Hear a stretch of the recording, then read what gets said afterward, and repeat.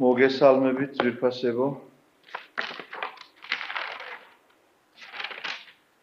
ესე იგი, ჩვენ ვიწყებთ ბიბლიის კითხვას. დაბრძანდით. დასხედით. თქვენთვისაც ის იქნება. დამჯდარი უკეთესად მოისმენთ აი.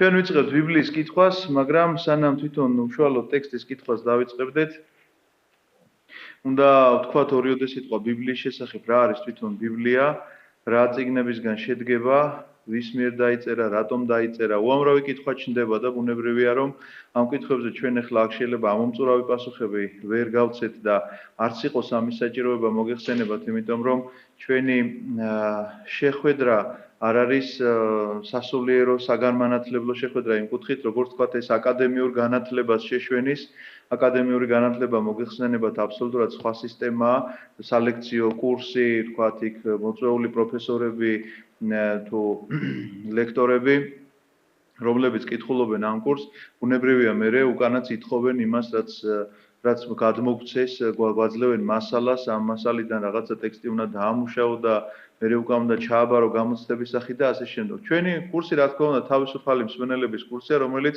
ყოველი საკვირაო წირვის მერე აქ ვიკრიბებით და დავსწრებით და ვკითხულობთ ბიბლიას.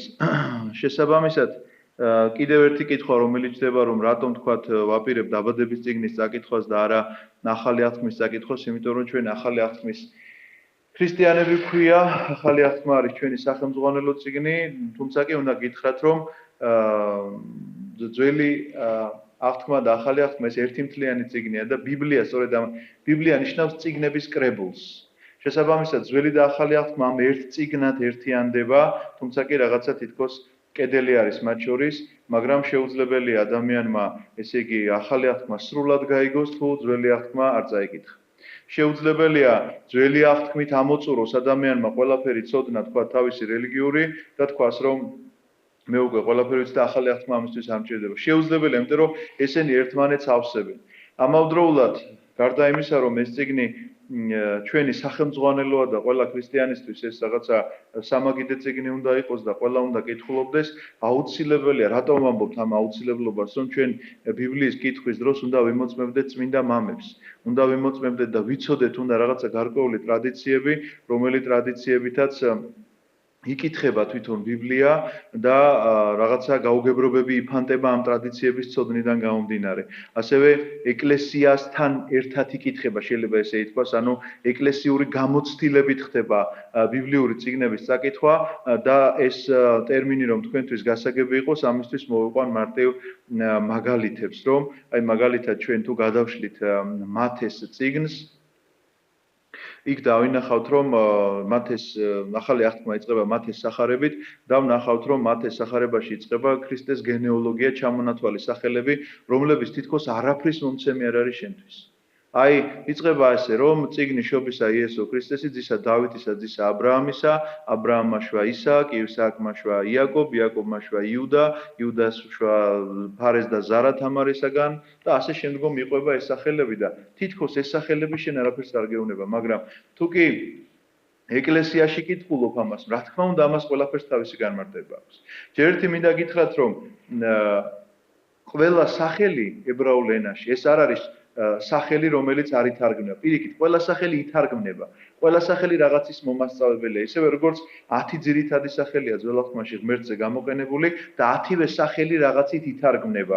აი მაგალითად დაბადების წიგნის წაკითხვას ვაპირებთ და იწყება ებრაული ტექსტი, ესე ბერეშით ბარა ელოჰიმ. ელოჰიმ დასაბამად ხნა ღმერთმა. ელოჰიმ არის ღმერთის ერთ-ერთი სახელი, რომელსაც რომ თუ თარგმნი ჩვენ გამოდის საჯული, საჯულები, იმიტომ რომ მრავლობითია ელოჰიმ ღმერთებს ნიშნავს. ამის შესახებ ცოტა ქვემოთ ვილაპარაკებ, მაგრამ რომ გასაგები იყოს, ებრაულ ენაზე რა სახელით წერია, აბსოლუტურად ყველა სახელს თავისი თარგმანია. შესაბამისად, თუ არ იცი ეს ტრადიცია, რაღაცები შეიძლება გაუგებარი დარჩეს. თუ არ იცი ტრადიცია, რომ მათე რატო წერს ამ ჩამონათვალში, ესე იგი, დაასახელა 4 ქალი, რომელსაც რაღაცა სექსუალური გადაცთომა აქვს.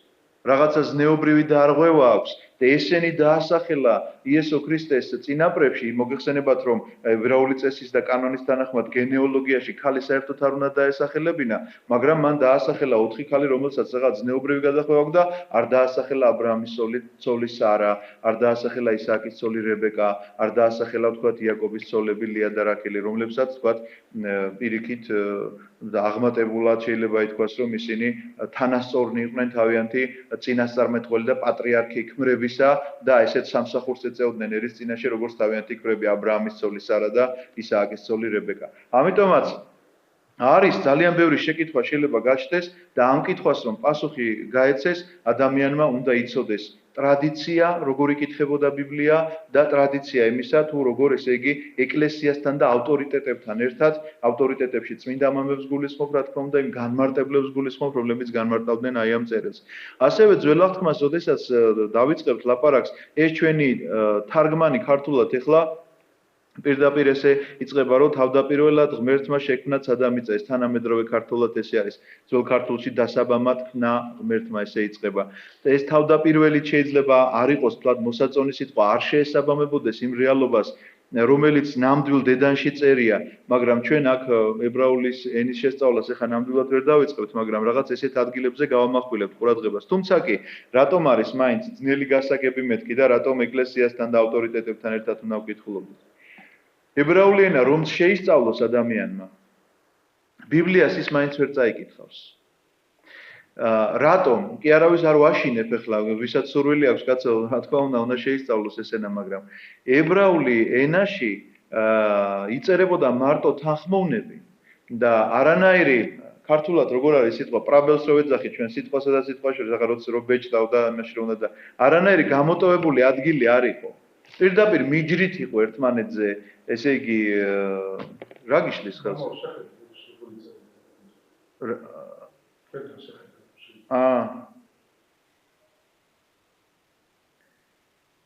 ხო, მუშაობს. ლიტერატურული, ხო? კი. და არანაირად ესე იგი რას ვამბობდი კიდე ამავესთან. ხო, და არანაირი გამოტოვებული ადგილი არ იყო და მიჯრით იყო აბსოლუტურად ყველა, ესე იგი, თანხმოვანი ერთმანეთთან დაწყობილი. ანუ შენ უნდა გცოდნოდა, რომ როგორ უნდა წაგეკითხა ეს ტექსტი. და ეს რომ გცოდნოდა, რა თქმა უნდა დაგემოწმებინა ესეთი ავტორიტეტი, ან ვინც უშუალოდ დაწერა ეს ტექსტი და მასთან შეხებაში იყო ნამყოფი და იცოდა, როგორ უნდა გაეშიფრათ ეს ტექსტი, ან კიდევ ესე იგი რაღაცა საფრთხო გამოცხადება უნდა კონტრო. თვითონ ბიბლია მოგეხსენებათ საფრთხო გამოცხადება, რადგანაც ადამიანის ნებით არასდროს არ დაწერილა ეს წიგნი. აქედან გამომდინარე, პირველ რიგში ვამბობ, რომ ის ეკლესიასთან და წმინდა მამებთან ერთად უნდა იკითხებოდეს და ჩვენი მეცადინეობაც ეს იქნება სწორედ რომ ტექსტს რომ წავიკითხავთ, ესე იგი გავიგოთ. პირველ რიგში უნდა გავიგოთ რა წერს. თვითონ ტექსტის შინაარსი უნდა ვიცოდეთ, იმიტომ რომ ვერანაირ განმარტებას და ვერანაირ სიღრმეებზე ჩვენ ვერ ვილაპარაკებთ, თუ თვითონ ტექსტი არ გვეცოდინება რას გულისხმობს და რა წერია აი ამ ტექსტში. აი ეს ერთი საკითხი. არის კიდევ ასევე სათქმელი აუცილებლად ის საკითხიც, რომ ბიბლიის ეს წიგნები არ იფიქროთ თქვენ რომ ისტორიული ქრონოლოგიის მიხედვით არის დალაგებული. თვითონ დაბადების წიგნში შეიძლება რაღაცა აი რომლის საკითხვასაც ვაპირებ, ესეთი ისტორიული ქრონოლოგია არ არსებობს. შეიძლება ვილაპარაკოთ იმაზე, როგორ დაკრძალეს აბრაამი და შემდეგ თავში ითქვას, რომ სარას გარდაცვალების შემდგომ აბრაამმა თქვა, რომ როგორ შეირთო უცოლად ქეტურა და კიდე შეეძინა მისგან 5 თუ 6 ვაჟი აღარ მახსოვს. აქედან გამომდინარე, არც ისტორიული ქრონოლოგია არ უწყობს ხელს იმაში, რომ თქვა ამის განმარტებაში დაგეხმაროს და ამის კითხვა ადამიანმა ადვილად შეძლოს.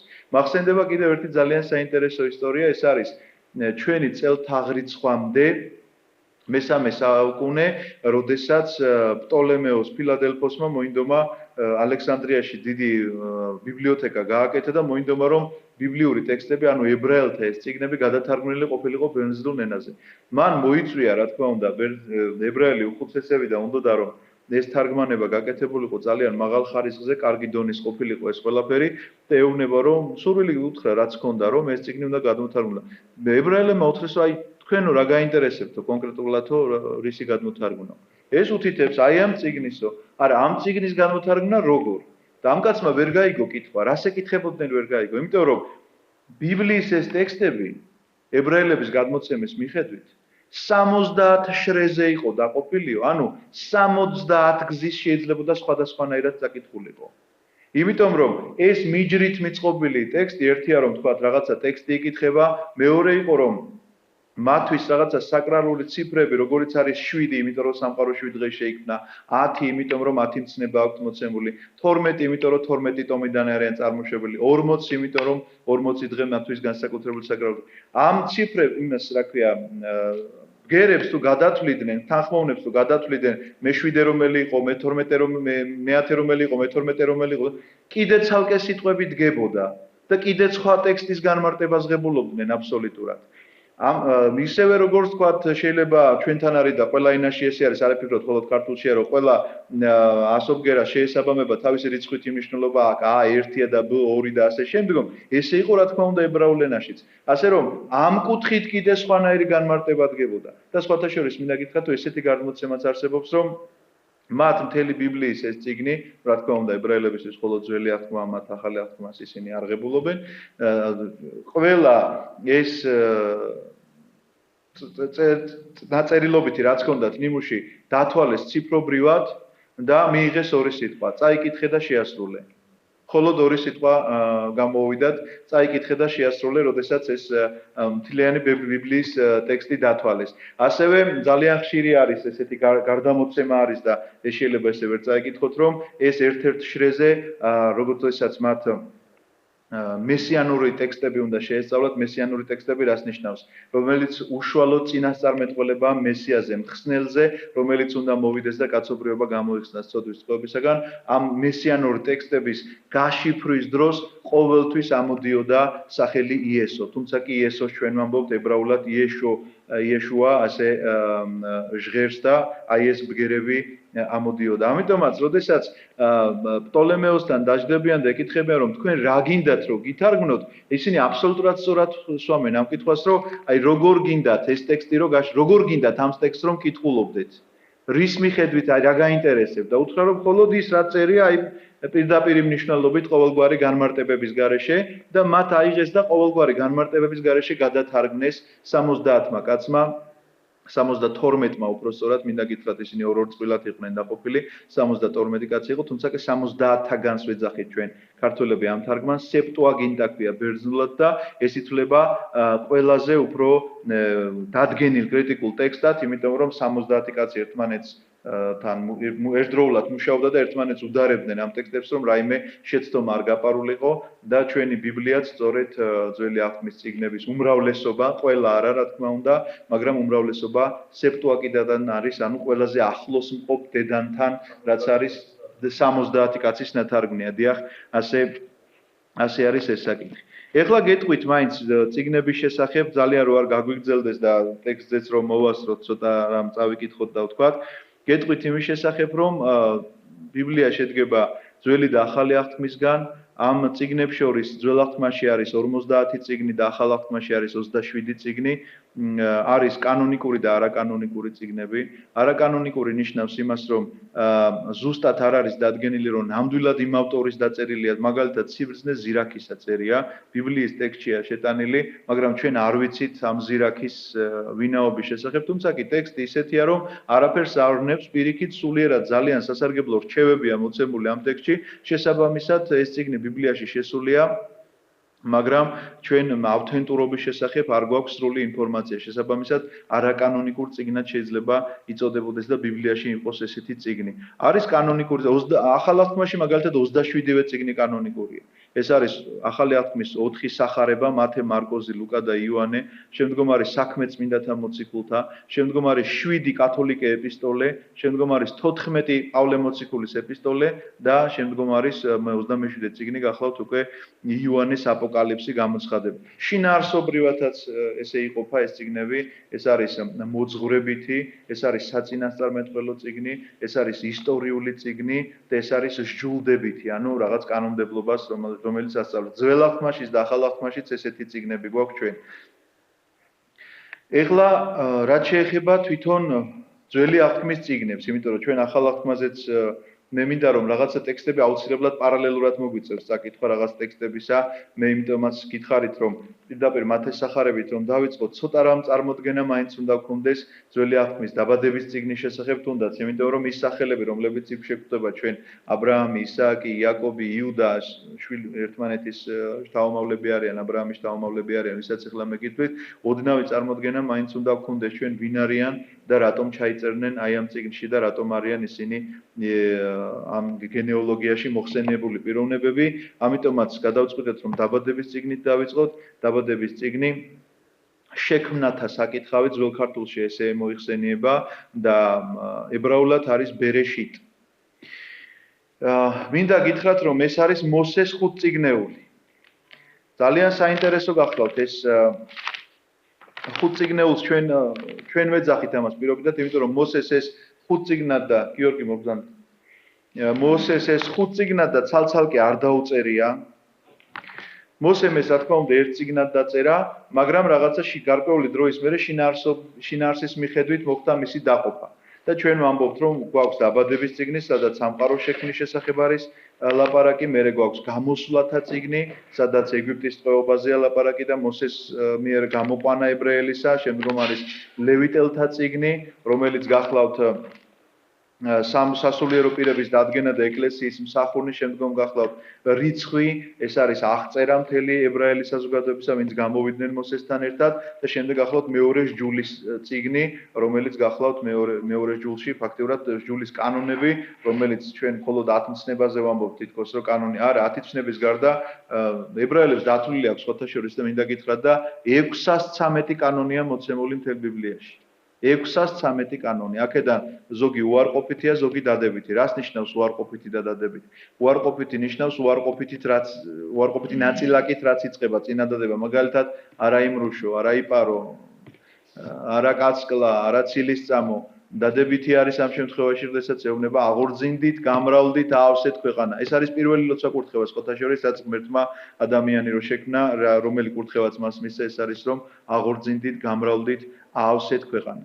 ამიტომაც ბიბლიის აი ამ წიგნების შესწავლისას ჩვენ უამრავი კანონი შეგვხვდება, რომელი კანონიც მინდა გითხრათ რომ მაცხოვარს არ გაუუქმები არანაირად, იმიტომ რომ თითქოს ჩვენ რაღაც ახალ აღთქმაში ვამბობთ რომ ეს კანონები ახლა მოქმედებს თუ არ მოქმედებს, არა, აბსოლუტურად ყველა ის ზნეობრივი კანონი და ყველა ის მოცემულობა არ გულისხმობ ახლა ძველი აღთქმის მსხვერპლშეწირვის შესახებ, იმიტომ რომ მხოლოდ ეს მსხვერპლშეწირვა თვითონ შეეწირა მსხვერპლად და შესაბამისად ხსნელი და გადამრჩენელი თვითონ არის, შესაბამისად ცხვრების და ვაცების დაკვლას ჩვენი სარწმუნოება აღარ საჭიროებს, იმიტომ რომ ცოდვათა მოტევება ჩვენ მისი სისხლის დაღვრითა გვაქვს მოცემული თითოეულ ადამიანს, მე თქვენ და ყველა ესე იგი ადამიანს, ვინც დაბადებულად ვინც დაიბადება, ოღონდ ვინც აღიარებს და ვინც იწამებს მის ღმერთკაცობრივ აი ამ მოქმედებას, მაგრამ არის კანონები, რომლებიც ესე იგი, რა თქმა უნდა, ისევე მოქმედებენ დღევანდელ დღეს, მოქმედნი არიან ეს კანონები, არანაირად ვადა და ყავლი არ გასვლიათ, როგორც იყვნენ მაშინ.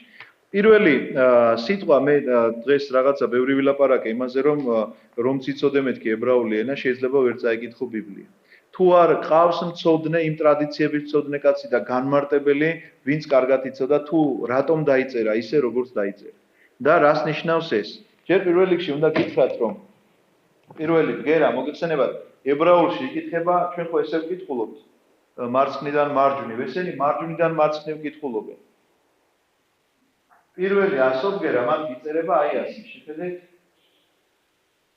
ეს არის ბ. ბერეშიტ ბარა ელოჰიმ. სიტყვით რო თარგმნოთ, იცით რა გამოდის? დასაბამად შექმნა ღმერთებმა. უკვე თითქოს გრამატიკაშიც არასწორია, ხო? რომ შექმნა ღმერთი, მაშინ შექმნეს უნდა იყოს. აი ეს ბერეშიტიც რატო არის? იმიტომ რომ აღმოჩნდა რომ ებრაულ ენაში საერთოდ არ ყოფილა სიტყვა ბერეშიტ. ერეშიტ არის, მაგრამ ბეთი რატო დაიწყეს? იმიტომ რომ ესეც კი წინასწარმეტყველებაა, რომ აი ამის აქეთ არაფერი არ იყო. არაფრისგან არის ეს სამყარო შექმნილი, ამიტომ ამის აქეთ არაფერი არ არის, გარდა ამ პატარა ხაზისა. ეს პატარა ხაზი გახლავთ ჩანაფიქრი მერე ყოველივე ამისა, რაც აი ამის აქეთ მოხდება და რაც ამის აქეთ განვითარდება. ამიტომაც ჩვენ როდესაც წმინდა მომები გვთავაზებენ ამ განმარტებას, ეს განმარტება არავითარ შემთხვევაში არ გახლავთ ადამიანის ფანტაზიის ნაყოფი, არამედ ეს გახლავთ სული წმინდის მიერ ნაკარნახევი, შესაბამისად წმინდა მამების აი ამ განმარტებებს ჩვენ ხშირად მოვუხმობთ და ვიტყვით, რომ ეს ბერეშით ბარა ელოჰიმ ჩვენთან გადმოითარგმნა სიტყვით, რომ ნუ თანამედროვე ქართულზე ასე წერია ბიბლია, რომელიც ჩვენს წინ დევს ახლა, რომ თავდაპირველად ღმერთმა შექმნა ცადა მიწა. თუმცა კი პირდაპირ ვთარგმნოთ ეს სიტყვები, გამოდის ესე, რომ თავდაპირველად შექმნეს ღმერთებმა ცასთან და მიწასთან ერთად. აი, აბსოლუტურად გაუგებარი ტექსტია. რას ნიშნავს ცასთან და მიწასთან? სინამდვილეში რასთან გვაქვს საქმე? ეს პირველი ფრაზა გახლავთ მინდა გითხრათ სათაური შეიძლება ეს თქვას მთელი ამ წიგნისა, რადგანაც ამის მერე უკვე იწყება დაწვრილებით მოყოლა იმისა, რა და როგორ შეიქმნა. და ეს პირველი ფრაზა გახლავთ მოკლე განმარტება, რაღაცა თხრობის გეგმასავით რო ჩამოწერ, ერთ წინადადებას რო იტყვი და მერე შეიძლება გაშალო თემა და ვრცლად წერდე. რაღაცა სწორედ ესეთი გრამ გახლავთ, ეს რომ თავდაპირველად შექმნა ღმერთმა ცადა მიწა. თუმცა კი პირდაპირ თარგმანში როგორც გითხარით, თუ ისე გადმოვთარგმნით და ქართულში ისე გადმოვიტანთ, როგორც სიტყვით, რომ გამოვიდეთ ცასთან და მიწასთან ერთად, გამოდის რომ ღმერთებმა შექმნეს ცასთან ვინ ზეციური ანგელოზები და მიწასთან ვინ ამქვეყნიური, ესე იგი ცხოველთა სამყარო და ადამიანი და ასე შემდგომ, ეს ყველაფერი. ამიტომაც ეს არის ერთი წინადადება, რომელიც მოიცავს ყველაფერს, თუ როგორ შექმნა ღმერთმა თავისი ეს ჩანაფიქრი აი ამ არაფრისგან იქეთ როგორ დაიწყო მოქმედება და როგორ შეიქმნა ეს ცადა მიწა. თავდაპირველად შექმნა ღმერთმა ცადა მიწა, მიწა იყო უსახო და უდაბური, ბნელი იდო უბსტრულზე და სული ღვთისა იზროდა წყლებს ზემოთ. ეხლა უნდა ითქვას აუცილებლად, როგორ შექმნა ეს ღმერთმა და რა შეიქმნა. პირველი სიტყვა, რომელიც ძველ ქართულში ესაზღვრეს, დასაბამად ქმნა ღმერთმა ცადა მიწა, აქ თავდაპირველად რო წერია, მე დასაბამი რატომღაც უფრო მომწონს, დასაბამი გახლავთ დროის განზომილება. ანუ დასაბამით ჩვენ დაგვეწყო დრო. სადაც არის დრო, იქ არის მოძრაობა. უძრაობაში არ შეიძლება დრო იყოს, იმიტომ რომ დრო სწორედ მოძრაობით განისაზღვრება, რომ ამ ხელს აქედან აქამდე სანამ გადავდეთ, მე რაღაცა გარკვეული დრო მჭირდება.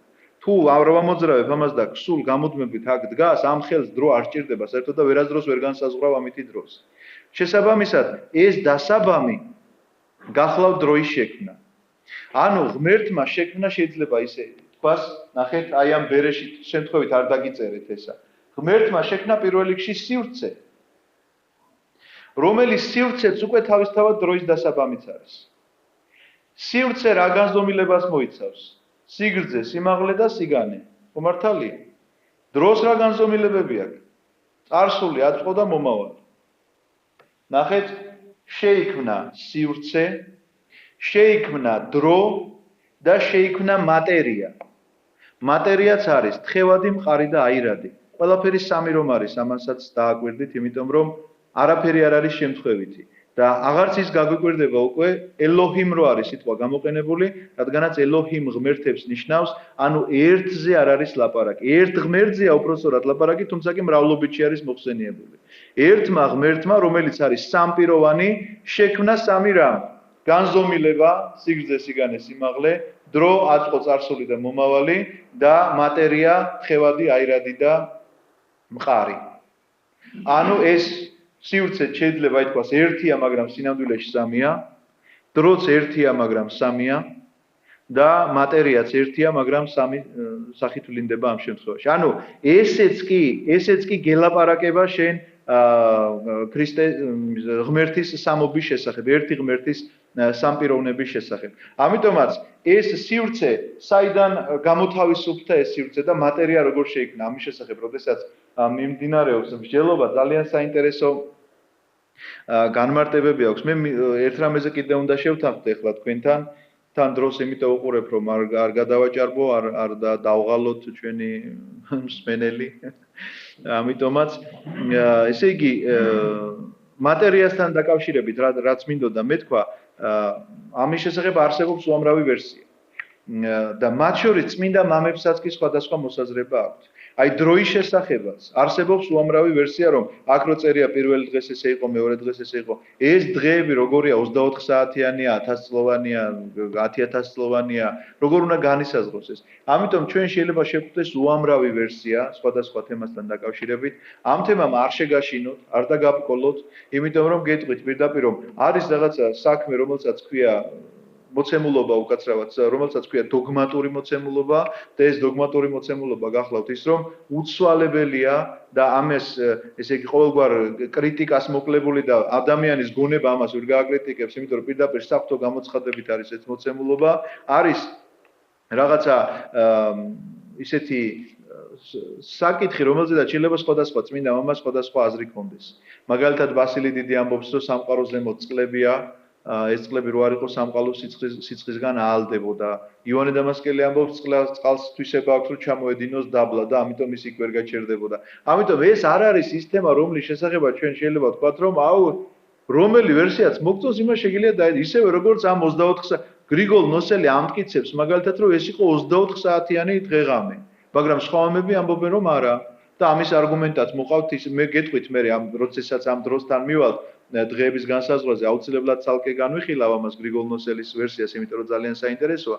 როგორ ამტკიცებს ამას გრიგოლ ნოსელი, რომ ეს იყო 24 საათიანი ციკლი და როგორ εδავებიან თქვა სხვა მამები? კი არ εδავებიან, როგორც გრიგოლ ნოსელს კი არაფერს არ ამტკიცებენ, უბრალოდ თავიანთ მოსაზრებას წერენ ამ საკითხთან დაკავშირებით, რომ ეს რომ ყოფილიყო ჩვეულებრივი 24 საათიანი ციკლი, მაშინ რაღაცა არ ჯდება ერთმანეთში და რა არ ჯდება. ღმერთი ეუბნება ადამს, რომ რომელ დღესაც შენ აი ამ ხის ნაყოფს შეჭამ, იმ დღესვე მოკვდები. და ადამმა იცოცხლა 930 წელი. 70 წელი დააკლდა მას იმ ერთი დღის შესრულებამდე. ანუ იმ დღეს თუ მოკვდებოდა, ესე იგი 1000 წლოვანი დღე ყოფილა მაშინ, ესე გამოდის.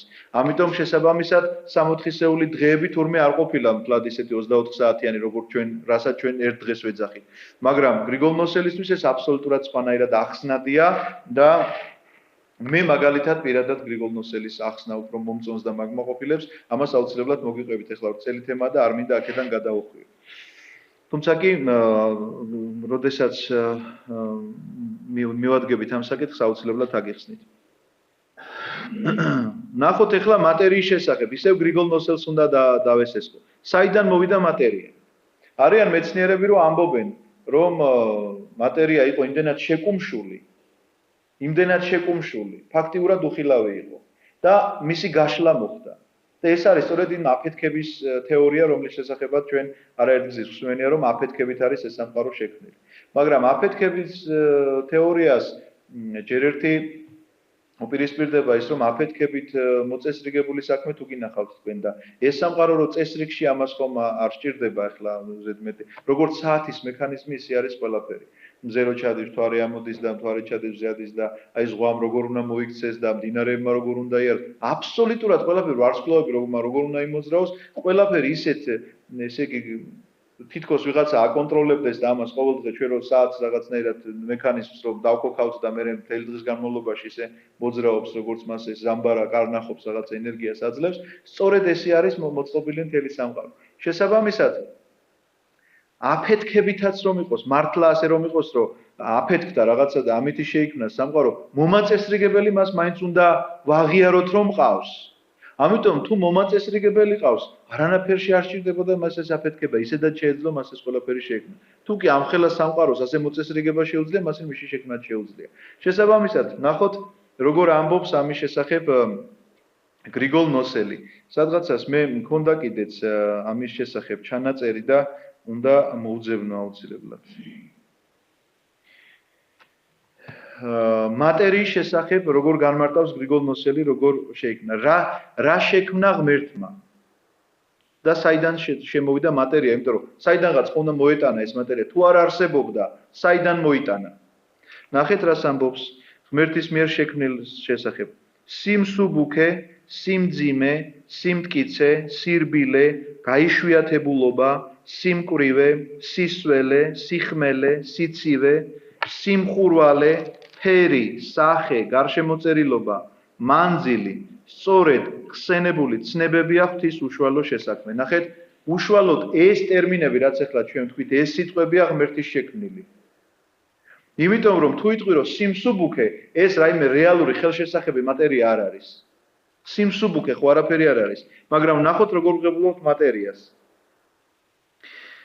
რომლებიც გარკვეულ დრომდე, ანუ ეს უშუალოდ ხსენებული ცნებები აქვს ის უშუალო შესაძლებელი, რომლებიც გარკვეულ დრომდე ერთმანეთისაგან დამოუკიდებლად არსებობდნენ და მხოლოდ მას შემდეგ, რაც ურთიერთ შეუკავშირდებიან, შედეგად ღებულობთ მატერიას. ანუ ცალკე თუ არსებობს სიმსუბუქე და ცალკე თუ არსებობს სიმძიმე, ეს არაფერი არ არის, ეს მატერია არ არის, მაგრამ თუ ერთმანეთს შეუკავშირებთ ამას, ნახეთ რა ვღებულობთ. მაგალითად, სიხმელე შეუერთდა სიმსუბუქეს, სიხმელე და სიმსუბუქე ფერს, ფერი სიხმელე და სიმსუბუქე სიმხურვალეს, შესაბამისად ვიღებთ ცეცხლის სტიქიონს. ანუ ჩვენ ხო 4 სტიქიონის მატერია გვაქვს 4 სტიქიონის, ეს არის მიწა, წყალი, ჰაერი და ცეცხლი. ანუ აი ამ ტერმინების ცალ-ცალკე მყოფობა არ არის მატერია, მაგრამ მათი ერთმანეთთან დაკავშირება რაღაცა გარკვეული სახით უკვე ნიშნავს იმას, რომ ჩვენ მივიღეთ მატერია და ეს იმას ნიშნავს, რომ აი იგივე პრინციპის მიხედვით, თქვათ იქ სიხმელის ნაცვლად სისველეს დაამატებ, სიმსუბუქის ნაცვლად სიმძიმეს დაამატებ და მიიღებ წყალს და ასე შემდგომ. ასე რომ მატერიის შესახებ ეს განმარტებაც რა თქმა უნდა ძალიან მომწონს და ამიტომაც როდესაც მეძლევა საშუალება ყველას უკითხავ და ყველას ვეუბნები რომ გრიგოლ მოსელის ეს სწავლება ძალიან მნიშვნელოვანია და უნდა იცოდნენ ადამიანებმა რომ საიდან მოვიდა ეს მატერია და ამ მატერიის ბრძანება რომ ებრძანა მას რომ ესე შემოსულიყო მოკლედ ამ სამყაროში ამ სივრცეში ამ დროის სივრცეში შემოსულიყო როგორც კი ებრძანა იყო ქაოსი იმიტომ რომ ერთმანეთში ირეოდა და თავისი ადგილი არ იცოდნენ როგორ და რანაირად დაალაგებულიყო სხვათა შორის მინდა გითხრათ რომ მე გითხარით პირველი სიტყვა ელოჰიმ ღმერთებს ნიშნავს მეთქი თუმცა კი თუ სიტყვით გადავთარგმნით ესენი არიან საჯულნი ანუ მართლმსაჯულებაზეა ლაპარაკი ღმერთის ეს სახელები რომლებიც ჩვენ შეგვხვდება და 10 სახელია მეთქი ძირითადად გითხარით არასდროს არ იფიქროთ რომ რაღაცა როგორც ადამიანი შეიძლება ერქვა სახელი სწორედ ისე მიემართებოდეს ღმერთს არა ეს არის მისი რაღაცა თვისების გამომხატველი როდესაც ღმერთი რაღაცა სახელით ეცხადება ადამიანს ეს პირდაპირ განსაზღვრავს აი ამ გამოცხადების მიმართულებას თუ რას ნიშნავს ეს თუ ეუბნებოდა რომ მე ვარ ღმერთი ელოჰიმი იცოდა რომ მართლმსაჯულების წინაშე იდგა ადამიანი თუ ეტყობოდა რომ მე ვარ ღმერთი იახვე იცოდა რომ შეწყალებული იყო ღმერთისგან იმიტომ რომ იახვე ნიშნავს მოწყალეს არსებობს ერთი სახელი ელ შადაი ასეთი სახელია რომელიც რომ გადმოცემა არსებობს ასევე ებრაული რომ აი ეს მოუწესრიგებელი ქაოტური სიტუაცია როდესაც იყო და ესე იგი ითქვა რა ქვია ღმერთისგან ელ შადაი ეს სიტყვა ითქვა ებრაულად ამის შემდგომ მოწესრიგდა და მოგვარდა ყველაფერი ადონაი ბატონს ადონაიზეც არსებობს ესეთი გარდამოცემა რომ ადამმა ხო დაარქვა ყველაფერი ცოტა გაუსწრებ მოვლენებს და გეტყვი ყველას ხო დაარქვა ყველაფერს ღმერთმა კითხა რომ მე რას დამარქმეო და ადონაისო უთხრა ადონაი არის ბატონი როგორც ჩვენ ვამბობთ ბატონი როგორც თქვათ ბერძნები ამბობენ კირიე ისე არის ებრაულ ენაში ადონაი და რაც ნიშნავს ბატონს ჩვენ ესეთი სახელები შეგვხვდება ეხლა უკვე გავიარეთ ფაქტიურად ელშადაი რომელიც შეჩერდის ნიშნავს აი სტოპ ესე რომ ვთქვათ ამას ნიშნავს ეს ელოჰიმი ვთქვით რომელიც მსაჯულს ნიშნავს მოწყალე იახვეა და კიდევ ვთქვით რამე აღარ მახსოვს ნუ შეგვხვდება ბატონო ხო ადონაი ბატონი და ეს სახელები ყოველთვის რაღაცა მიმართულების მიმცემია როგორც უკვე გითხარით მიწა იყო უსახო და უდაბური ბნელი იყო უფსკულზე და სული ღვთისა იძროდა წყლებს ზემოთ. ეს ბნელი სწორედ ამას ნიშნავს, რომ არის, ესე იგი, გაურკვეველი ღვთისა იძროდა წყლებს ზემოთ, აქაც პირდაპირი თარგმანი არ არის. სული ღვთისა იძროდა წყლის ზემოთ, პირდაპირ ებრაული ტექსტი რომ პირდაპირ თარგმნოთ, იცით როგორი სიტყვა არის გამოყენებული, როგორი სიტყვაც გამოყენებული, ათბობდა მას. ოღონდ ათბობდა რა შემთხვევაში, როგორც კრუხი წიწილებზე ზის. უკაცრავად კვერცხზე ზის რომ წიწილაშადიდანაც უნდა გამოიჩეკოს და რაღაცა ტემპერატურას გამოდმებით უნარჩუნებს. სინამდვილეში სულიწმინდის ეს მოქმედება, რომელიც აი ამ უსახო და უდაბურო, ესე იგი ამ ქაოტურ მდგომარეობას ესე გადაფარებულია ზემოდან და ათბობს მას, ნიშნავს იმას, რომ მას რაღაცა სიცოცხლის მიმნიჭებელს ხდის. ისევე როგორც კრუხი რომ ათბობს აი ამ კვერცხებს რაღაცა ამ სითბოთ ინარჩუნებს იმას, რომ იქედან წიწილები იჩეკებიან, სწორედ ასე არის, რომ წყალს მიეცემა ის, რომ რაღაცა სიცოცხლის უნარიანი ხდება, მიწას მიეცემა ის, რომ სიცოცხლის უნარიანი ხდება და ეს არ იფიქროთ მხოლოდ მაშინ დღევანდელ დღესაც ასე არის. მწვანე ბალახი რო ამოდის, აბა როგორ ამოდის მიწიდან.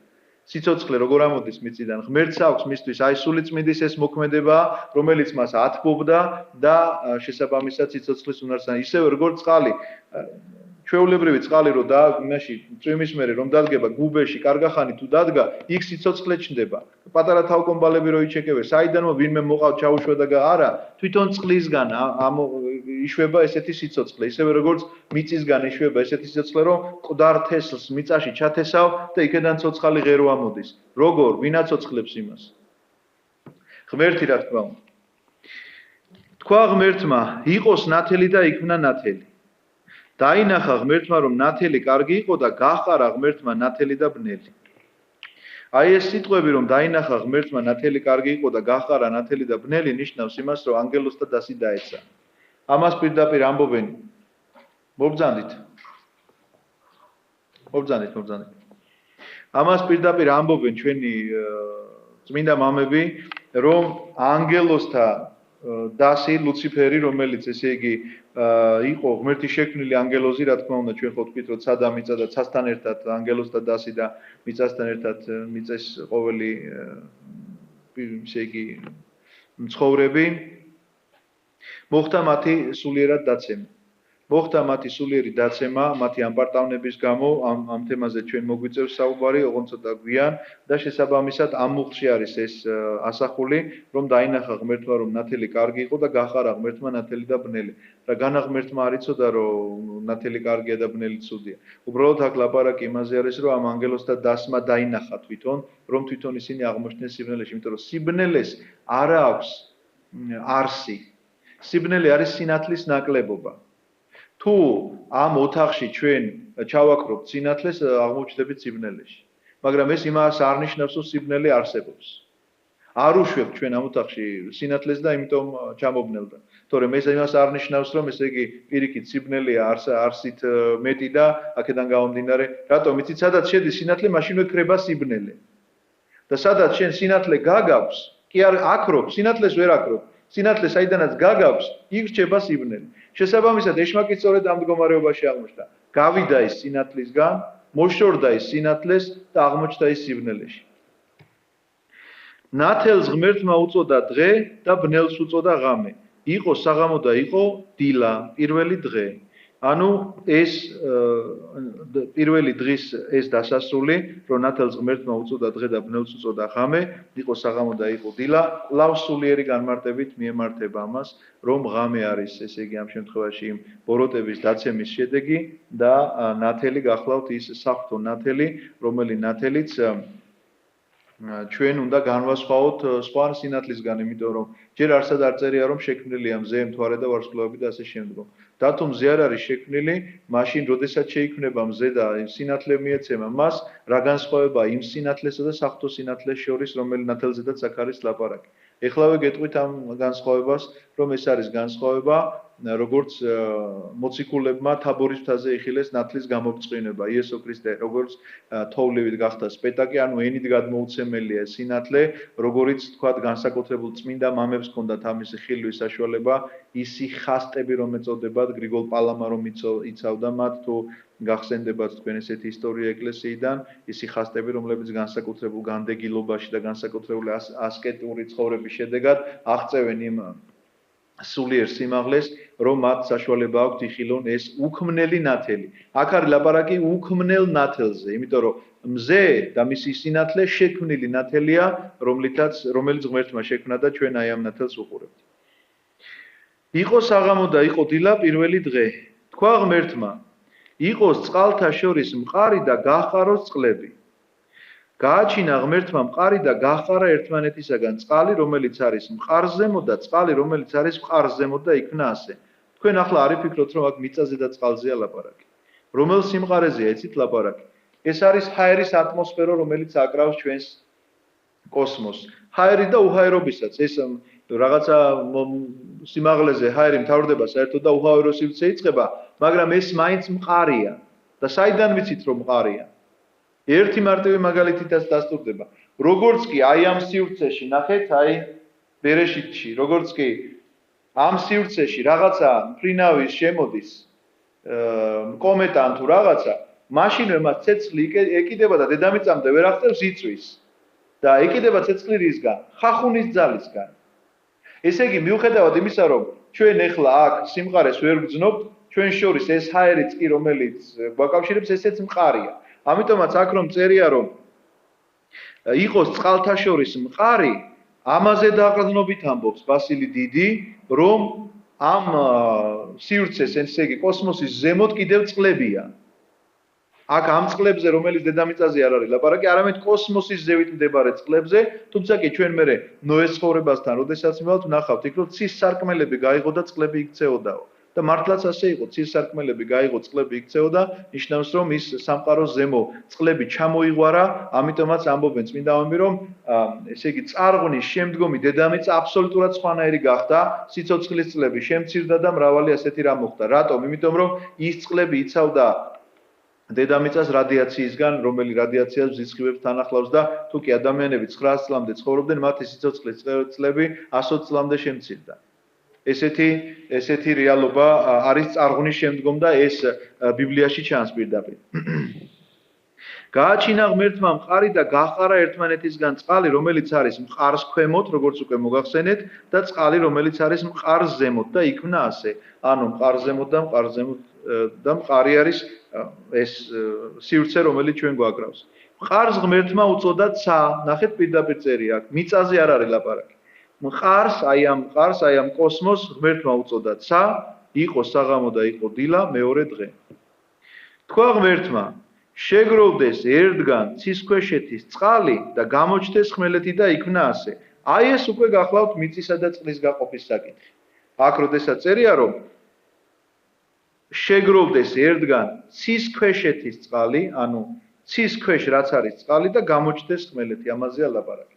მატერიკზეა ლაპარაკი, მიწაზე, რომელიც ესე იგი გაიყო წყალი და მიწა, ერთმანეთში არეული რო იყო და ქაოტური იყო მეთქი როგორც მოგახსენეთ და გაიყო ერთმანეთისგან, თუმცა კი მინდა გითხრათ, რომ ეს ერთი მთლიანი ნაჭერი მიწა იყო და ცალკე იყო წყალი და ცალკე იყო მიწა. ესე კონტინენტებად დაყოფილი მაშინ არ იყო, როგორც ჩანს, იმიტომ რომ ჩვენ თუ რუკას დავაკვირდებით, აბა ნახეთ თითქოს ესენი ერთმანეთზე რო შეაერთო, თითქოს მოხლეჩილია რაღაცები და ის ამერიკა რომ აქეთ წამოიღო, აქეთ მიუერთდება თითქოს ის ზუსტად ისე არის ჩამოჭრილი, თქვა ევრაზიის კუნძული, რომ ეს ამას უერთდება, ქვემოდან აფრიკა და ესე იგი ავსტრალია ზუსტად მიხვდები, რომელი საიდან არის თითქოს მოგლეჯილი მისგან.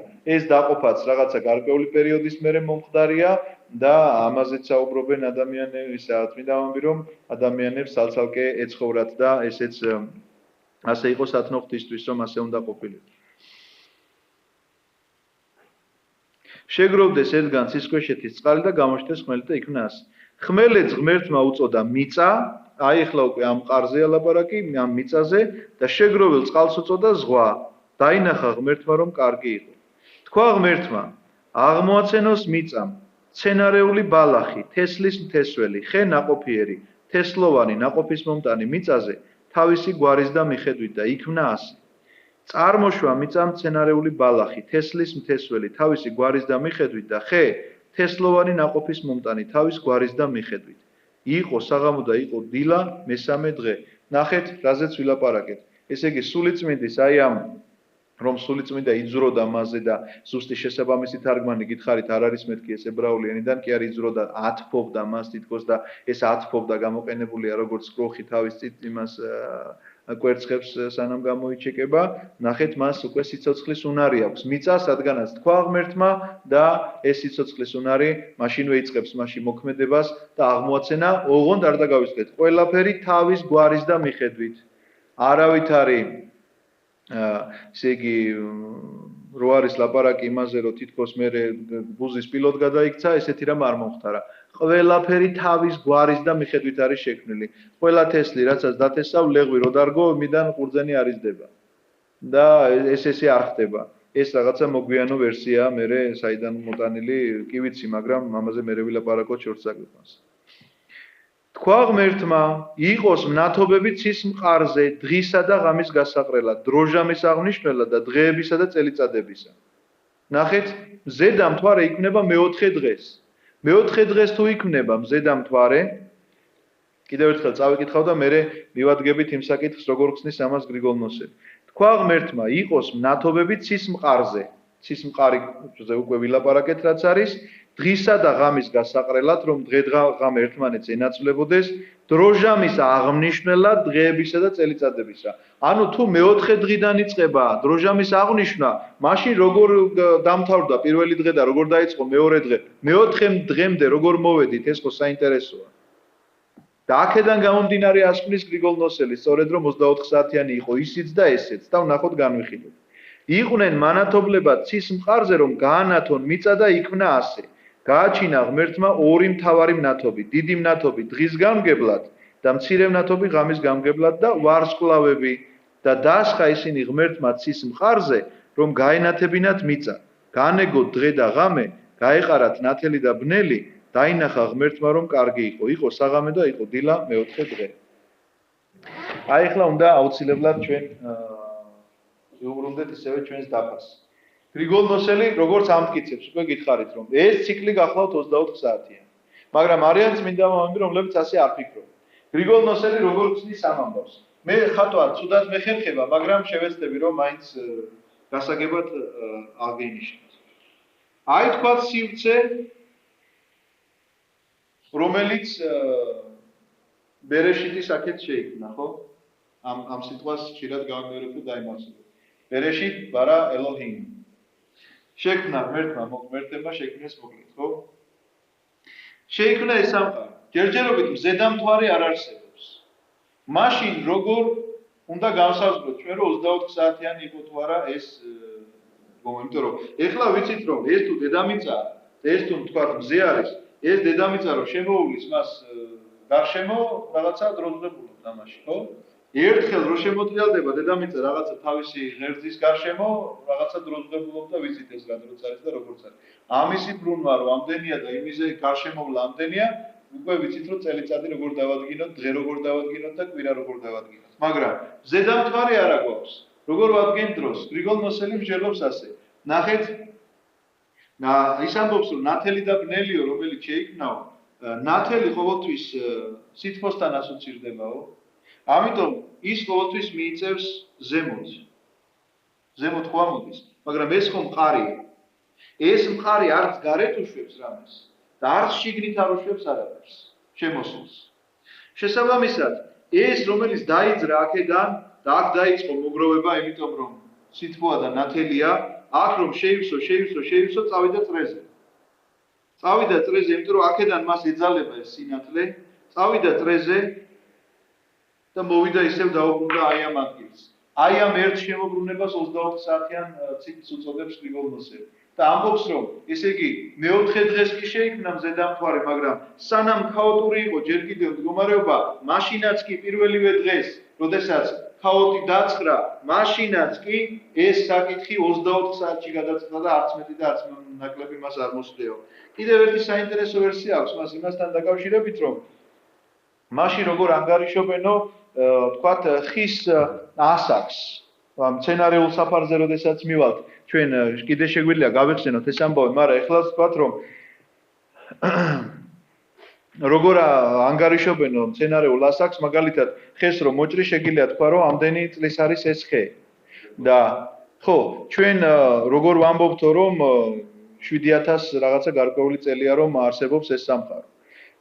თუკი მეცნიერები ამბობენ რომ რაღაცა მილიონი წლები და ასე ასახელებენ და რაღაც გამოიგონეს სპეციალური სასინჯი, რომელიც ესე იგი 100 მილიონ წელიწადს შეიძლება ცდომილებას იძლეოდესო, მაგრამ ნუ ახლა 100 მილიონი წელი ცდომილებას რო იძლევა, ხო საინტერესოა უკვე, არა კაი აპარატია. ხო და ამ ხეებთან დაკავშირებით ამბობს გრიგოლ-ნოსელი, რომ როგორც კი ღმერთმა ბრძანა, იქ რაღაცა თესლი კი არ ჩაიდო და მე ამან აღმოცენება კი არ დაიწყო რაღაც. ანუ რა ჯიშისაც იყო ის ხე, პირდაპირ ის ხე გაჩნდა იმ ანუ ზრდასრული გაჩნდა ეს ხე. ხვდებით? ანუ ეს კი ამას კი არა ახლა მაგალითად ეკვალიფტი ვიცით რომ 200 წელი იზრდება თუ რაღაც აღარ მახსოვს ხო 200 წელი კი არ ელოდებოდა ამას დედამიწა რომ ეკვალიფტი ამხელა როდის გაიზრდებოდა და მე იქედან მას როდის ჩამოაგდებდა თავის თესლს და კიდე ახალი დაიბადებოდა არა თქვათ ამ ხის სახეობა რომ გააჩინა ღმერთმა გააჩინა პირდაპირ ზრდასრულ მდგომარეობაში და თუ ზრდასრულ მდგომარეობაში გააჩინა შე რომ ამ ხესთან მიხვალ ახლა მოჭრი და მოკვეთა მას და დაიწყებ იმის გამოკვლევას იტყვი რომ ეს არის 200 წლის იმიტომ რომ ამის გაზრდა სჭირდება 200 წელი მაგრამ სინამდვილეში 200 წლის კი არ არის ერთი წამის არის იმიტომ რომ ამ წამის უკან გააჩინა ღმერთმა რადგანაც სამყაროს მოწყობა მას ასე სურდა ნუ რა თქმა უნდა ეს გრიგოლ ნოსელის ვერსია ასე არის თუმცა კი ამ საკითხშიც მას ყავს სხვა ადამიანები რომლებიც ხო კიდევ ერთხელ გეუბნებით ერთმანეთს კი არ ედავებოდნენ ამას წმინდა შეიძლება არც კი იცოდნენ ამ ვერსიების არსებობის შესახებ მაგალითად არ ქონდათ წაკითხული ერთმანეთის შრომები ერთი წერდა ვთქვათ თავის კომენტარებს ძველი აღთქმის წიგნთან დაკავშირებით მეორე სხვა ეპოქაში წერდა და ერთმანეთთან არანაირი შეხებაც კი არ ქონიათ და ამიტომ სხვადასხვა არის მათი აზრი მაგრამ ეს არ არის არავითარ შემთხვევაში დოგმატური იმიტომ რომ დოგმატში ისინი ყოველთვის ერთნი არიან იყო საღამო და იყო დილა მეოთხე დღე. თქვა ღმერთმა, აფუთფუთდეს წყალში სულდგმული, მიწის ზემოთ კი ცის მყარზე ფრინველმა იფრინოს და იქნა ასე. წყლისგან არიან წარმოშობილი, ნუ წყლის ყველა ცხოველი რა თქმა უნდა და ფრინველები. და ეს რომ ასე არის, თქვენც ალბათ გაგახსენდებათ, რომ ფრინველებს ძალიან უყვართ წყალში ყოფნა და ძალიან ბევრი მათგანი არის ისეთი, რომ ეხლა წყლის არის თუ არ არის წყლის ვერ გაიგებ, ისეთი ფარფლები აქვს ფეხებზე, ახლა იხვებს ბატებს მაგალითად, რომ წყალში ცაცურავენ და სულ წყალში ცხოვრობენ ფაქტიურად. სხვა ფრინველებიც ახლა მიუხედავად იმისა, რომ თაში ცხოვრობს, შეიძლება არწევი, აი ისეთი აქვს ბუმბული, ისე რაღაცა თევზის მსგავსია, შეიძლება ასე ითქვას. ასე რომ წყლის ყველა სულდგმული და ფრინველი გახლავთ წყლისგან წარმოშობილი, ეს გახლავთ უკვე მეხუთე დღე შექმნა ღმერთმა დიდი თევზები და ყოველი სულდგმული ცურავი თავთავისი გვარის და მიხედვით, რაც კი წყალში ფუთფუთებს და ყველა ფრთოსანი თავთავისი გვარის და მიხედვით დაინახა ღმერთმა რომ კარგი იყო. ჩვენ ევოლუციის თეორიას კვლავ გამოვრიცხავთ ამ მუხლით, იმიტომ რომ არავითარი ევოლუცია არ მოხდა.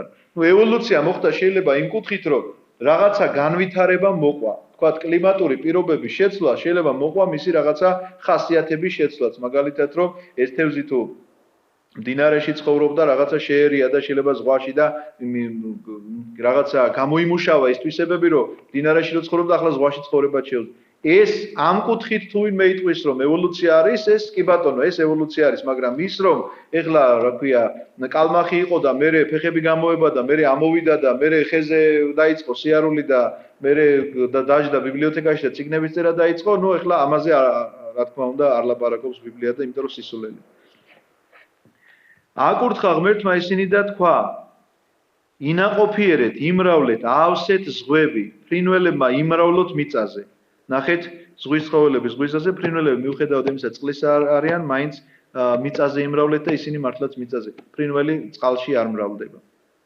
იკარდებს კვერცხებს და იყო საღამო და იყო დილა მეხუთე დღე თქვა ღმერთმა წარმოშვას მიწამ სულდგმული თავთავისი გვარის და მიხედვით პირუტყვი, ქვემძრომი და მიწის მხეცები, თავთავის და გვარის და მიხედვით და იქმნა ასე. გააჩინა ღმერთმა ნადირი თავთავისი გვარის და მიხედვით, საქონელი თავთავისი გვარის და მიხედვით, ქვემძრომი თავთავისი გვარის და მიხედვით და დაინახა ღმერთმა რომ კარგი იყო. და თქვა ღმერთმა მეექვსე დღეზეა ლაპარაკი. გავაჩინოთ კაცი ჩვენს ხატად და მსგავსებად, ეპატრონოს ზღვაში თევზს, ცაში ფრინველს, პირუტყვს, მთელ დედამიწას, ყველა ქვემძრომს, რაც კი მიწაზე დახოხავს. შექმნა ღმერთმა კაცი, თავის ხატად შექმნა იგი, მამაკაცად და დედაკაცად შექმნა იგი. აქ ხო მე გითხარით რომ ძალიან ბევრი რაღაცა შეიძლება მხოლოდ სათაურივით იყოს გამოტანილი, იმიტომ რომ ჯერ ევას შექმნაზე საერთოდ არ არის ლაპარაკი, მაგრამ როგორც კი კაცის შექმნა მოიაზრება, აუცილებლად ქალის შექმნაც იქვე მოიაზრება, იმიტომ რომ სრულყოფილება ადამიანისა აი ამ ორის ერთობაშია, იმიტომ რომ ცოლი და ქმარი მოგეხსენებათ ორნი არ არიან, ეს არიან ერთნი და შესაბამისად, როდესაც იგულისხმება კაცი, აუცილებლად იგულისხმება მისი დედაკაციც. აქ არის ისე კი სამყაროს შექმნის შესახებ და იმის შესახებ რომ ადამიანიც მეექვსე დღეს იქნება. თუმცა კი აქ ერთი საინტერესო ფრაზაა, რომელიც ასევე უნდა ვთქვათ. თქვა ღმერთმა, გავაჩინოთ კაცი ჩვენს ხატად, ჩვენი მრავლობითი რიცხვია. ვინც როგორც ელოჰიმ მრავლობითი სიტყვია რო გითხარით, აქაც ისე არის, რომ ღმერთმა გავაჩინოთ კაცი ჩვენს ხატად და ჩვენს მსგავსებად. ეპატრონოს ზღვაში თევს, ანუ ყველაფრის ბატონად აჩენს. გრიგოლ ნოსელს უნდა დავესესხო ისევე ჩემს საყვარელ წმინდა მამას, რომ რატომ ბოლოში ადამიანი და რატომ თქვა თავში არა და რატომ არ უყურა ამ ყველაფერ პროცესს, იმიტომ რომ როგორცო სამეფო წვეულებაზეო, ჯერ ყველაფერი გამზადდებაო, სუფრები გაიშლებაო, სტუმრებს შემოიყვანენო, თავთავიანთ ადგილებს მიუჩვენენ, ბოლოს შემოდის მეფეო, სწორედ ესეა, იმიტომ რომ მეფედ არის შექმნილი ადამიანი ამ სამყაროსი და ის უნდა ბატონობდეს ყველაფერს. ეს ცოდვის დაცემის შემდგომ არის, მერე რომ აირია ყველაფერი და პირიქით ადამიანზე შეიძლება ბატონობდეს რაღაცა და ვეღარ უმკლავდებოდეს ვერც რაღაცა სტიქიებს და ვეღარ ცხოველებს და ცხოველებს ჩვენი ეშინია და ჩვენ ცხოველების. ეს ცოდვის დაცემის შედეგია. თორე ცოდვის დაცემამდე ბრძანება ასეთი იყო და ამ ბრძანებას ემორჩილებოდა ადამიანის ბრძანებას ემორჩილებოდა ყველაფერი. ხატად და მსგავსად შექმნაზე რო არის ლაპარაკი, რომ კაცი ჩვენს ხატად და ჩვენს მსგავსებად, ეს ნიშნავს, რომ რას ნიშნავს ხატება და მსგავსება? ხატება ნიშნავს იმას, რომ თავისუფალია ადამიანი, მას არანაირად, ესე იგი, არ ზღუდავს ეს თავისუფლება, მის არჩევანი არანაირად არ იზღუდება, მან უნდა გადაწყვიტოს მარჯვნივ წავა თუ მარცხნივ წავა და ხატება ნიშნავს იმას, რომ ის ისეთივე კეთილია შექმნილი, როგორიც არის ღმერთი, თუმცა კი ამ სიკეთეს უნდა წარემატებოდეს, იმიტომ რომ არჩევანი და ხატება და მსგავსება ნახეთ რა არის, თუ ის თავისუფალია შექმნილი, თავისუფლება უკვე იმას ნიშნავს, რომ მე შეიძლება სიკეთე არ ავირჩიო. შესაბამისად, ხატება მაქვს, მაგრამ მსგავსებას მე უნდა მივაღწიო. ფიზიკურზე საერთოდ არ არის ლაპარაკი, იმიტომ რომ ღმერთთან მიმართებაში ფიზიკურობაზე საერთოდ არ არის ლაპარაკი, ღმერთი როგორც ყველგან ყოფი, მას სხეული არ გააჩნია, უსხეულო არსება არის. იმიტომ რომ ყველგან ყოფს არ შეიძლება, იმიტომ რომ სხეული ყველა გარშემოწერილია და ღმერთი არ შეიძლება გარშემოწერილი იყოს. შესაბამისად, აქ არის ლაპარაკი იმ თავისუფალ ნებაზე, რომელიც თავისუფალი ნებაც აქვს ღმერთს, რომ ის მოქმედებს სრულიად დავითოფლად არავის არ არის დამოკიდებული. სწორედ ასეთივე შეიქმნა ადამიანი, თავისუფალია ის თავის არჩევანში, ის მარჯვენა მხარეს გააგრძელებს გზას თუ მარცხენა მხარეს გააგრძელებს გზას, არავინ არ შეზღუდავს ამაში, მაგრამ ასევე ხატების გარდა მას აქვს მსგავსება. მსგავსება რა არის, როგორ გითხარით, ისეთივე კეთილია შექმნილი, როგორიც ღმერთია, რამდენადაც ეს ადამიანისთვის დასატევია, მაგრამ ნახეთ, თავისუფლება და ეს ხატება და მსგავსება თითქოს ერთმანეთს ხელს უშლის, იმიტომ რომ მე თუ მაქვს თავისუფლება, მაშინ მსგავსებაში მე ან წავალ მისკენ და ან არ წავალ, იმიტომ რომ ჩემი თავისუფალი ნება, შემიძლია არ წავიდე. ამიტომაც ხატება მაქვს იმისთვის, რომ მსგავსი გავხდე. ამიტომაც რო წერია, რომ კაცი გავაჩინოთ კაცი ჩვენს ხატად და ჩვენს მსგავსებად 26-ე მუხლია და 27-ე მუხლში ნახე რა წერია, შექმნა ღმერთმა კაცი თავის ხატად შექმნა იგი. მსგავსი აღარ წერია. იმიტომ რომ ხატად შექმნილი მსგავსი უნდა გახდეს. აკურთხა ღმერთმა ისინი და უთხრა. ეხლა უყურეთ რა საინტერესო რამ არის. აკურთხა ღმერთმა ისინი და უთხრა. პირველი დიალოგი აქ არის. ჩვენ ნახეთ, აკურთხა ღმერთმა ისინი და უთხრა, როდესაც იყო წყლის მცემაზე ლაპარაკი. ინაყოფიერეთ, იმრავლეთ, ავსეთ ზღვები, ფრინველებმა იმრავლეთ. აკურთხა, მოიწონა, თქვა რომ კარგია, მაგრამ უთხრა და დაელაპარაკა სადმე წაიკითხეთ. მსგავსი არაფერი არსად არ არის. აკურთხა ღმერთმა ისინი და უთხრა, ინაყოფიერეთ და იმრავლეთ, ავსეთ დედამიწა, დაეუფლეთ მას, ეპატრონეთ ზღვაში თევზს, ცაში ფრინველს, ყოველ ცხოველს, რაც კი დედამიწაზე დახოხავს. თქვა ღმერთმა, აჰა მომეცია თქვენთვის ყოველი ბალახი, თესლის ფთესველი, რაც კი დედამიწის ზურგზეა და ყოველი ნაყოფიერი ხე თესლის ფთესველი. ეს იყოს თქვენი საზრდო. მიწის ყველა მხეცს, ცის ყველა ფრინველს, ყველა ქვემძრომს, რასაც კი სიცოცხლის სული უდგას, მწვანე ბალახი ქონდეს საჭმელად და იქმნა ასე. დაინახა ღმერთმა ყოველივე რაც გააჩინა, აჰა ძალიან კარგი იყო საღამო და იყო დილა მე-6 დღე. ეხლა ჩვენ რაც წავიკითხეთ, ეს გახლავთ პირველი თავი დაბადების წიგნისა, თუმცა კი რამდენიმე მომენტზე ისე უნდა გავამახვილოთ თქვენი ყურადღება და მერე დავამთავრებ აღარ დაგძლით შემდეგში თუ მოგცემს ღმერთი ამის საშუალებას გავაგრძელოთ შემდეგი თავების კითხვა. ნახეთ რა ხდება. ევას შექმნაზე საერთოდ არ არის ლაპარაკი, მაგრამ პირველი კურთხევა უკვე მიიღეს და ამაზე გითხარით, რომ სადაც მოიაზრება ადამი, იქ აუცილებლად მოიაზრება ევაც. რომ აღორძინდით, გამრავლდით, აავსეთ ქვეყანა. ეს არის პირველი კურთხევა. არა ყველაზე უპირატესი კურთხევა, არამედ პირველი კურთხევა, რომელიც ადამიანს მიეცა, იმიტომ რომ რა არის ყველაზე დიდი მცნებაო, როდესაც ეკითხებიან მაცხოვარს, აბსოლუტურად სხვა რამეს პასუხობს. აღორძინდით გამრავლდით თუ არ პასუხობს. ამიტომ რიგის მიხედვით არ ითვლება მცნებების უპირატესობა. იმიტომ რომ ებრაელებში იყო ამაზე მსჯელობა, რომ რიგის მიხედვით რახან პირველი წერია, რომ რაღაცა მცნებაში ის ხო არ არის პირველი. არა, რიგის მიხედვით არ არის. აავსეთ და დაეუფლეთ მას, დაეპატრონეთ ნიშნავს იმას, რომ მეფედ არის შექმნილი როგორც უკვე მოგახსენებთ, მომიცია თქვენთვის ყოველი და ჩამოთვლილია. თუმცა კი მათ არ აქვთ მიცემული ხორცის ჭამის უფლება, ისინი თევზსაც კი არ ჭამდნენ, იყვნენ მხოლოდ ბალახეულზე, ამიტომაც სხვათა შორის მარხვები, როცა გვაქვს ხოლმე ჩვენ არ ჭამთ არც ხორცს და არც ძის ნაწარმს, შესაბამისად 60-ეულ მდგომარეობასაც ვიგონებთ ჩვენ ამ გადავდივართ 60-ეულ მდგომარეობაში ხანდახან ხშირად მხოლოდ ფიზიკურად. იმიტომ რომ არ ჭამთ, სულიერად გადასვლა გვიჭირს იმ 60-ეულ მარტო ხორციელად გადავდივართ, რომ რაღაცა შეიძლება არ ჭამოთ ხორცი და ასე შემდგომ. ეს გახლავთ პატარა მცირე, ესე იგი, აღწერა იმისა, რაც მეორე თავში უფრო გაშლილად იქნება, იმიტომ რომ მეორე თავში გაშლილი არის თემა უკვე, როგორ ეს სამყარო შექმნა, ეტაპობრივად როგორ ხდებოდა, როგორ თქვათ, იქ წვიმა როგორ დასჭირდა და წვიმა როგორ მოვიდა ადამიანისგან, მერე ადამისგან ევა როგორ შეიქმნა და რა მოხდა და როგორ იყო და ამის შემდგომ გაგრძელდება ეს თემები, ასე რომ შეკითხვები შეიძლება ბევრი დარჩეს, მე კიდევ ერთხელ ვიტყვი იმას, რომ შეუძლებელია ეს თემა ამოწურო, ჩვენ რომ თავიდან დავიწყოთ ახლა, რაც წავიკითხეთ, კიდევ თავიდან რომ დავიწყოთ, კიდე თავიდან უამრავი რამ გაჩნდება, სათქმელიც, სალაპარაკოც, შეკითხვა კიდე უფრო მეტი გაჩნდება, ამიტომაც ბიბლია არ გახლავთ ერთჯერადი წიგნი, რომ ერთხელ წაიკითხავ რაღაცა სამი მუშკეტერები და გადადევდა ყველაფერი იცი, რა წიგნით წერია, გააზრებული გაქვს ეს თემა ესე არ არის. ეს გახლავთ უსიერო ტყე, წმინდა მამების ტერმინია, ესეც უნდა იცოდეთ, რომელსაც გამუდმებით სჭირდება კითხვა, იმიტომ რომ რამდენჯერაც არ უნდა წაიკითხო, იმდენჯერ რაღაცას მოგცემს. რამდენჯერაც არ უნდა გადაფრთხილო, იმდენი შეიძლება შეკითხვა გაგიჩნდეს, რომელსაც შენ თვითონ ვერ უპასუხებ და ამისთვის არსებობს ეკლესია და ამისთვის არსებობს სწორედ მოძღვარი და ჩვენი სასწავლებლები, სემინარი, აკადემიები, სადაც ამას კითხულობენ, ჩვენი წმინდა მამების ნაშრომებს კითხულობენ და ავსებენ ასე ერთმანეთის ცოდნას, იმიტომ რომ ერთი ადამიანი ამ ყოველივეს რა თქმა უნდა ვერ დაიწერს. დიდი მადლობა ყურადღებისთვის. ვილოცოთ ახლა და დავიშალოთ.